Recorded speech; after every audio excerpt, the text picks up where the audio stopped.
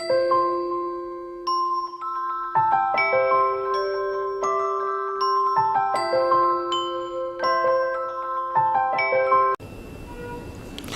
वालेकुम, मैं हूं आपका एस्ट्रोलॉजर सलीम समी।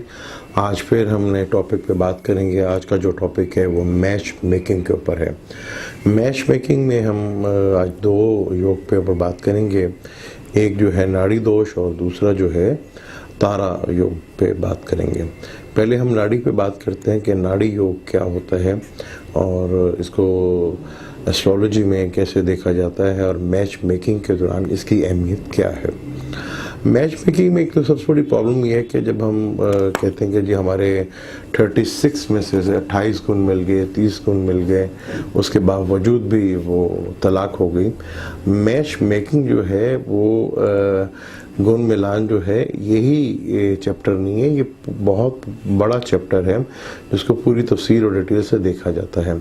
मैच मेकिंग जो है वो पहला चैप्टर है कि कितने गुण मिल रहे हैं या नहीं मिल रहे हैं। अगर गुण ना भी मिल रहे हो तब भी शादी कामयाब होती है। तो आज नाड़ी दोष के बारे में पहले बात करते हैं। नाड़ी दोष उसे कहते हैं कि फ़र्ज़ कर लें अगर किसी का नक्षत्र अश्वनी है और उसकी मिसेस का नक्षत्र भी अश्वनी है तो दोनों का नक्षत्र एक है और चरण भी एक है, तो दोनों के चरण और भी एक होना और नक्षत्र भी एक होना और ज़ोडिक साइन भी एक होना, इसको नाड़ी दोष कहते हैं। इस नाड़ी दोष से प्रॉब्लम जो है वो आपके बच्चों को फेस करनी पड़ती है। आपके बच्चों की जो बर्थ होती है तो उसमें किसी का बाजू या टांग या सर की प्रॉब्लम डेफिनेट आती है और दोनों मियाँ बीवी की भी हेल्थ में प्रॉब्लम आती है। उसकी वजह यह है कि दोनों की सेम नाड़ी होने की वजह से उन दोनों को एक आदमी जो है हेल्थ के इश्यूज लेके खड़ा रहेगा। वो सुबह जब भी उठेगा ना तो उसको कभी गला ख़राब रहेगा, खांसी या कफ लगा रहेगा और सेहत के मामले में कोई ज़्यादा अच्छा नहीं होगा और उसी की वजह से उसकी सेहत के मामले से वो चीज़ दोनों के मियाँ बीवी के दरमियान जुदाई भी आ सकती है। उसकी वजह यह है कि वो नाड़ी दोष एक जो योग बनता है उसमें दोनों की जो सांस का सिलसिला है वो एक जैसी हो जाती है। फ़र्ज़ कर ले मैं आपको समझाने की कोशिश करता हूँ कि जैसे ये हमारी नाक है, हम नाक के दो शाखों से सांस लेते हैं। जैसे ही सुबह सूरज तुलू होता है तो पहले घंटे में जो हम सांस लेते हैं तो ये सांस जो है, ये सुराख जो है, इसको कमर से रिलेट किया गया जो ठंडी सांस फेंकता है और दूसरे को शम्स से रिलेट किया गया है जो गर्म सांस फेंकता है। अगर दोनों का नक्षत्र एक होगा तो वो दोनों सांस जो है, नाड़ी जो है वो एक हो जाएगी, यानी कि बीवी भी गर्म सांस फेंक रही है और मियाँ भी गर्म सांस फेंक रहा है, जिससे दोनों की हेल्थ को इश्यूज और बच्चों की सेहत का मसला जो है बना रहता है। इसलिए नाड़ी कभी भी एक नहीं होनी चाहिए। अब फ़र्ज़ कर लें कि अगर आप इसको कैसे अगर आपने आजमाना है, अगर सर्दी में अगर आप हैं और आपके पास कोई ऐसी चीज़ नहीं है, कोई स्वेटर या जैकेट या ऐसी चीज़ नहीं है जो आपको कवर कर सके, ठंड से बचा सके, तो आप उस वक्त क्या करके अपने आप को बचा सकते हैं ठंड से।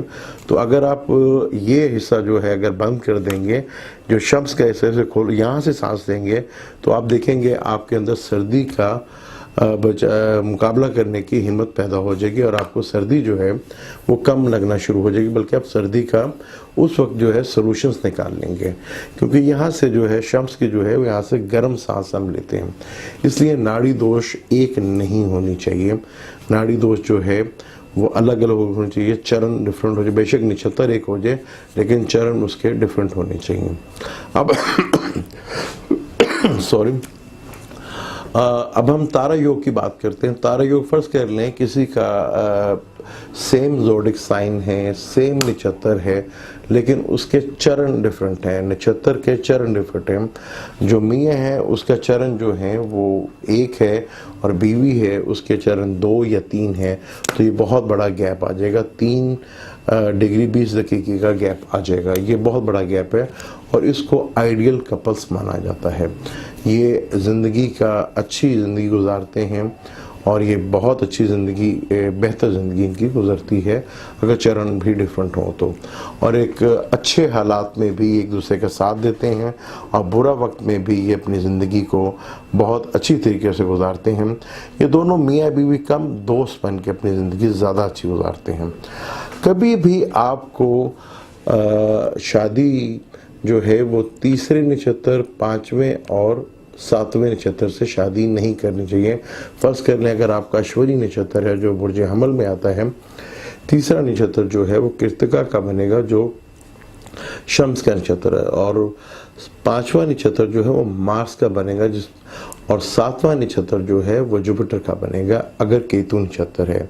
तो कभी भी आपने शादी जो है वो 3, 5 और 7 वाले से नहीं करनी। अगर आपका नक्षत्र जो है कोई से भी होता है तो उसके तीसरे, 5वें, 7वें से आपको शादी कभी भी नहीं करनी। वो सबसे बेहतर माना जाता है 8वां और 9वां। 8वां और 9वां ये दोनों नक्षत्र बहुत अच्छे माने जाते हैं। इवन के अगर आपका भाई का भी अगर तीसरा या 5वां या 7वां होगा या बिजनेस पार्टनर का भी होगा तो वो नक्षत्र आपकी ज़िंदगी में काफ़ी प्रॉब्लम्स और टेंशन, डिप्रेशन लेकर आएंगे। फर्ज कर लेंगे किसी आपकी जो होने वाली बीवी है उसका नक्षत्र जो है वो तीसरा है।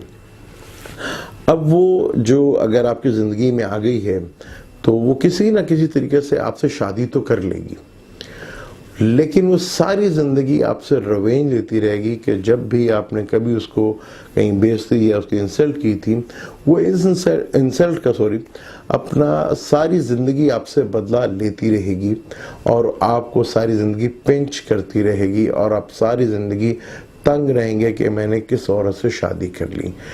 तीसरे नक्षत्र चाहे वो आपका भाई का हो, चाहे आपका बिजनेस पार्टनर का हो, आपके साथ कभी भी उसकी नहीं बनेगी। ये था तारा योग। आज हमने तारा योग के ऊपर बात की। इंशाल्लाह मैच मेकिंग में बाकी जो रह गए हैं उसके ऊपर बात करेंगे। मुझे इजाज़त दें। अल्लाह हाफिज़। अस्सलाम वालेकुम, मैं हूँ आपका एस्ट्रोलॉजर सलीम समी। आज फिर हमने टॉपिक पे बात करेंगे। आज का जो टॉपिक है वो मैच मेकिंग के ऊपर है। मैच मेकिंग में हम आज 2 योग पे ऊपर बात करेंगे। एक जो है नाड़ी दोष और दूसरा जो है तारा योग पे बात करेंगे। पहले हम नाड़ी पे बात करते हैं कि नाड़ी योग क्या होता है और इसको एस्ट्रोलॉजी में कैसे देखा जाता है और मैच मेकिंग के दौरान इसकी अहमियत क्या है। मैच मेकिंग में एक तो सबसे बड़ी प्रॉब्लम यह है कि जब हम कहते हैं कि जी हमारे 36 में से 28 गुण मिल गए, 30 गुण मिल गए, उसके बावजूद भी वो तलाक हो गई। मैच मेकिंग जो है वो गुण मिलान जो है यही चैप्टर नहीं है, ये बहुत बड़ा चैप्टर है जिसको पूरी तफसीर और डिटेल से देखा जाता है। मैच मेकिंग जो है वो पहला चैप्टर है कि कितने गुण मिल रहे हैं या नहीं मिल रहे हैं। अगर गुण ना भी मिल रहे हो तब भी शादी कामयाब होती है। तो आज नाड़ी दोष के बारे में पहले बात करते हैं। नाड़ी दोष उसे कहते हैं कि फ़र्ज़ कर लें अगर किसी का नक्षत्र अश्विनी है और उसकी मिसेस का नक्षत्र भी अश्विनी है तो दोनों का नक्षत्र एक है और चरण भी एक है, तो दोनों के चरण और भी एक होना और नक्षत्र भी एक होना और ज़ोडिक साइन भी एक होना, इसको नाड़ी दोष कहते हैं। इस नाड़ी दोष से प्रॉब्लम जो है वो आपके बच्चों को फेस करनी पड़ती है। आपके बच्चों की जो बर्थ होती है तो उसमें किसी का बाजू या टांग या सर की प्रॉब्लम डेफिनेट आती है और दोनों मियाँ बीवी की भी हेल्थ में प्रॉब्लम आती है। उसकी वजह यह है कि दोनों की सेम नाड़ी होने की वजह से उन दोनों को एक आदमी जो है हेल्थ के इश्यूज लेके खड़ा रहेगा। वो सुबह जब भी उठेगा ना तो उसको कभी गला ख़राब रहेगा, खांसी या कफ लगा रहेगा और सेहत के मामले में कोई ज़्यादा अच्छा नहीं होगा और उसी की वजह से उसकी सेहत के मामले से वो चीज़ दोनों के मियाँ बीवी के दरमियान जुदाई भी आ सकती है। उसकी वजह यह है कि वो नाड़ी दोष एक जो योग बनता है उसमें दोनों की जो सांस का सिलसिला है वो एक जैसी हो जाते हैं। फर्स्ट कर ले मैं आपको समझाने की कोशिश करता हूँ कि जैसे ये हमारी नाक है, हम नाक के 2 शाखों से सांस लेते हैं। जैसे ही सुबह सूरज तुलू होता है तो पहले घंटे में जो हम सांस लेते हैं तो ये सांस जो है, ये सुराख जो है, इसको कमर से रिलेट किया गया है जो ठंडी सांस फेंकता है और दूसरे को शम्स से रिलेट किया गया है जो गर्म सांस फेंकता है। अगर दोनों का नक्षत्र एक होगा तो वो दोनों सांस जो है, नाड़ी जो है वो एक हो जाएगी, यानी कि बीवी भी गर्म सांस फेंक रही है और मियाँ भी गर्म सांस फेंक रहा है, जिससे दोनों की हेल्थ को इश्यूज और बच्चों की सेहत का मसला जो है बना रहता है। इसलिए नाड़ी कभी भी एक नहीं होनी चाहिए। अब फ़र्ज़ कर लें कि अगर आप इसको कैसे अगर आपने आजमाना है, अगर सर्दी में अगर आप हैं और आपके पास कोई ऐसी चीज़ नहीं है, कोई स्वेटर या जैकेट या ऐसी चीज़ नहीं है जो आपको कवर कर सके, ठंड से बचा सके, तो आप उस वक्त क्या करके अपने आप को बचा सकते हैं ठंड से। तो अगर आप ये हिस्सा जो है अगर बंद कर देंगे, जो शम्स का हिस्सा से खोल यहाँ से सांस देंगे, तो आप देखेंगे आपके अंदर सर्दी का मुकाबला करने की हिम्मत पैदा हो जाएगी और आपको सर्दी जो है वो कम लगना शुरू हो जाएगी, बल्कि आप सर्दी का उस वक्त जो है सॉल्यूशंस निकाल लेंगे, क्योंकि यहाँ से जो है शम्स की जो है वो यहाँ से गर्म सांस हम लेते हैं। इसलिए नाड़ी दोष एक नहीं होनी चाहिए, नाड़ी दोष जो है वो अलग अलग होने चाहिए, चरण डिफरेंट हो जाए, बेशक नक्षत्र एक हो जाए लेकिन चरण उसके डिफरेंट होने चाहिए। अब सॉरी, अब हम तारा योग की बात करते हैं। तारा योग फ़र्ज कर लें किसी का सेम ज़ोडिक साइन है, सेम नक्षत्र है, लेकिन उसके चरण डिफरेंट हैं, नक्षत्र के चरण डिफरेंट हैं। जो मियाँ है उसका चरण जो है वो एक है और बीवी है उसके चरण 2 या 3 है, तो ये बहुत बड़ा गैप आ जाएगा, 3 डिग्री 20 दकीके का गैप आ जाएगा। ये बहुत बड़ा गैप है और इसको आइडियल कपल्स माना जाता है। ये ज़िंदगी का अच्छी ज़िंदगी गुजारते हैं और ये बहुत अच्छी ज़िंदगी, बेहतर ज़िंदगी इनकी गुजरती है अगर चरण भी डिफरेंट हो तो, और एक अच्छे हालात में भी एक दूसरे का साथ देते हैं और बुरा वक्त में भी ये अपनी ज़िंदगी को बहुत अच्छी तरीके से गुजारते हैं। ये दोनों मियाँ बीवी कम दोस्त बन के अपनी ज़िंदगी ज़्यादा अच्छी गुजारते हैं।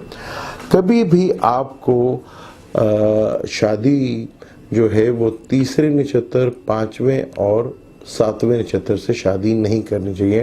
फर्स्ट कर लें अगर आपका अश्विनी नक्षत्र है जो बुर्ज हमल में आता है, तीसरा नक्षत्र जो है वो कृतिका का बनेगा जो शम्स का नक्षत्र है, और 5वां नक्षत्र जो है वो मार्स का बनेगा और 7वां नक्षत्र जो है वो जुपिटर का बनेगा अगर केतु नक्षत्र है।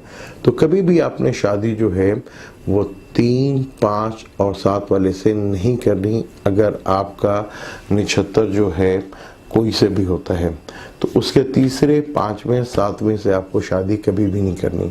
वो सबसे बेहतर माना जाता है 8वां और 9वां।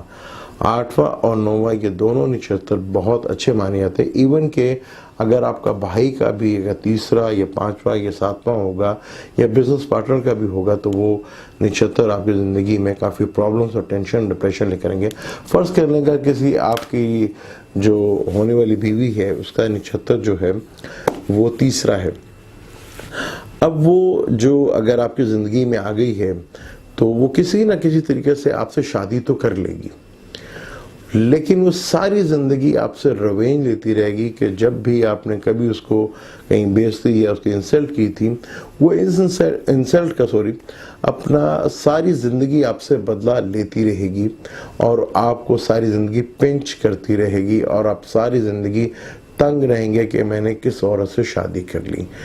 तीसरे नक्षत्र चाहे वो आपका भाई का हो, चाहे आपका बिजनेस पार्टनर का हो, आपके साथ कभी भी उसकी नहीं बनेगी।